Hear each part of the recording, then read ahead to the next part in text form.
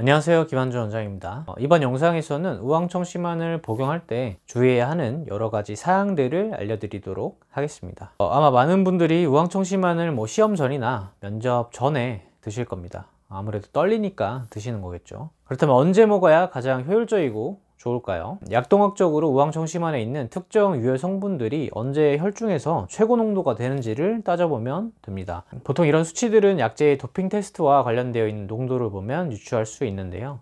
간략하게만 설명을 좀 드릴게요. Tmax라는 수치가 있습니다. Tmax는 약물 투여 후에 혈중 농도가 최고치에 도달하는 시간이고요. 약물 흡수가 최고에 도달한 시점이라고 생각하시면 됩니다. 그리고 Cmax라는 게 있는데, Cmax는 약물 투여 후에 최고 혈중 농도로서 치료적 반응을 나타날 정도로 전신 순환에 충분히 흡수되었는지를 가리키는 지표입니다. 여러 약제들의 혈중 최고 농도를 다룬 도핑 테스트 연구들을 보면 특정 약제의 유해 성분들이 혈중에서 최고 농도가 되는 시간은 모두 각기 조금씩 다릅니다. 대략적으로 평균을 내보면 일반적으로 2시간에서 4시간 정도면 혈중 최고 농도를 찍게 되고요. 24시간, 48시간 내로 체외로 모두 배출이 됩니다. 그리고 좀 중요하겠죠. 이게 약효가 나타나기 시작하는 시간, 이 시간 같은 경우에 보통 평균적으로 1시간 정도라고 볼 수 있습니다. 그러니까 시험 전에, 면접 전에 청심환을 드시려고 한다면 최소한 1시간 전에는 드셔야 된다는 말이고, 2시간에서 4시간 정도 후에 효과가 가장 크게 나타난다는 말입니다. 그 이후로는 효과가 조금씩 줄어들게 되겠죠. 계속 우황청심환을 복용한 게 아니라면 하루 정도 지나면 약효가 거의 떨어진다고 생각하시면 됩니다.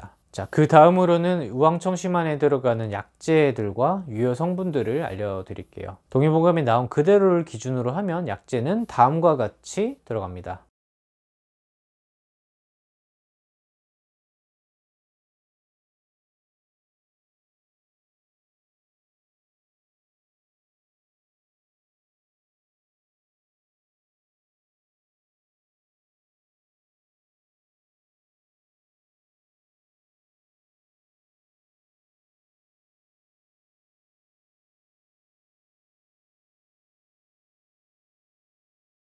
우황청심환의 주요 약제는 사양, 우황 등이 있고, 그 다음에 당귀, 작약, 인삼 등등이 있죠. 그래서 주요 성분 역시 우황의 빌리루빈, 그리고 사양의 무스콘, 작약의 파이오닌 플로린, 인삼의 진세노사이드, 당귀의 데커신, 이런 성분들이 주요 성분이라고 볼 수 있습니다. 우황청심환은 크게 두 가지로 나눌 수 있습니다. 동의보감에 나온 그대로의 원방과 사양과 우황의 용량을 조금 낮추고 가격이 조금 저렴한 변방, 이렇게 두 가지가 있는데요. 여러분들이 약국에서 구하시는 모든 우황 청심환은 변방입니다. 우황과 사양의 함량이 낮게 들어가 있습니다. 원방은 한의원에서만 구할 수 있고요. 현재는 자세한 사항은 제가 약국과 한의원 우황청심환을 비교 분석한 영상에서 보실 수 있습니다. 우황청심환도 향이 중요한 약제인 사양이 들어가 있기 때문에 잘 밀폐시켜서 복용하는 게 좋은데요. 일반적으로 공진단과 동일하다고 생각하시면 됩니다. 공진단 유통기한을 제가 말씀드릴 때 약제 유효기간에 대해서 설명드린 적이 있는데요. 사양을 포함한 대부분의 약제 유효기간은 3년 정도입니다. 우황청심환도 공진단과 마찬가지로 금박, 그리고 환지, 실링지, 청병, 이렇게 4중으로 밀봉을 하지만 그래도 냉장 혹은 냉동 보관을 해주셔야 되고요. 적어도 1년 안에는 복용하시는 게 좋고 6개월 안에 복용하실 것을 권장드립니다. 약국에서 파는 우황청심환이나 공진단과 다르게 보존제가 전혀 들어가지 않기 때문이기도 하고요. 여러 논문들을 보면 1년 이후부터는 유해 성분이 함량이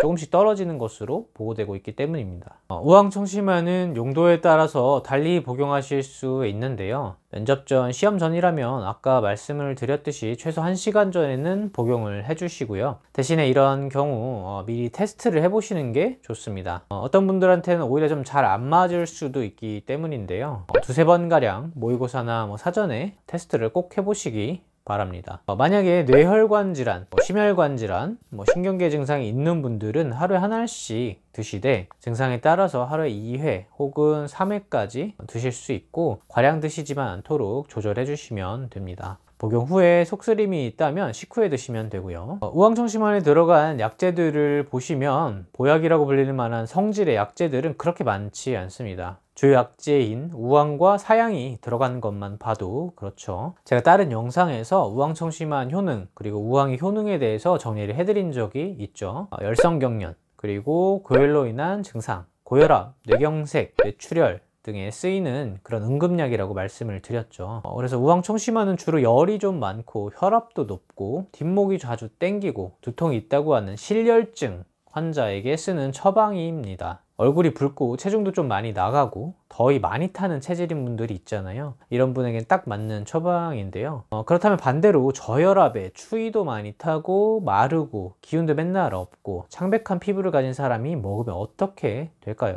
부작용이 나타납니다. 안 그래도 혈압이 좀 낮은데 혈압이 더 떨어질 수도 있고 그래서 아마 핑 돌고 어지러울 수도 있습니다. 기운이 빠지고 몸이 축 처지는 듯한 느낌이 들 수도 있고요. 저혈압으로 인해서 허혈성 두통이나 어지럼증이 생기고 몸이 전체적으로 더 차가워질 수 있습니다. 그래서 이런 전형적인 소음인 체질들의 경우 시험 전에 혹은 면접 전에 너무 떨리고 긴장이 된다면 우황청심환을 반알만 조금만 드시면서 사전에 미리 테스트를 꼭 해보셔야 됩니다. 오히려 이런 분들은 우황청심환보다는 천황보심단이란 처방이 조금 더 잘 맞을 것 같습니다.